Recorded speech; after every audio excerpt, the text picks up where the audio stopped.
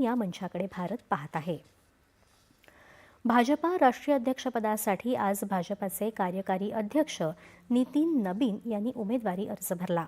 नवी दिल्लीत पक्षाच्या मुख्यालयात यावेळी अमित शहा आणि पक्षाचे ज्येष्ठ नेते उपस्थित होते. बिहारमधल्या 20 पदाधिकाऱ्यांनी नबीन यांच्यासाठी प्रस्तावक म्हणून पाठिंबा दिला आहे, तर योगी आदित्यनाथ यांनी या प्रस्तावाला अनुमोदन दिलं आहे. अद्याप दुसऱ्या कोणाचाही उमेदवारी अर्ज आला नसल्यानं नबीन यांची अध्यक्षपदासाठी निवड होणं जवळपास निश्चित मानलं जात आहे. नबीन भाजपाचे अत्यंत जुने कार्यकर्ते असून त्यांच्यासारख्या युवा नेत्याची या पदासाठी निवड होणं भाजपासाठी अभिमानाचा क्षण असल्याचं भाजप खासदार अनुराग ठाकूर यांनी म्हटलं आहे. युवा कार्यकर्त्यांना यातून उत्तम संदेश गेल्याची भावना भाजपा नेत्यांनी व्यक्त केली आहे.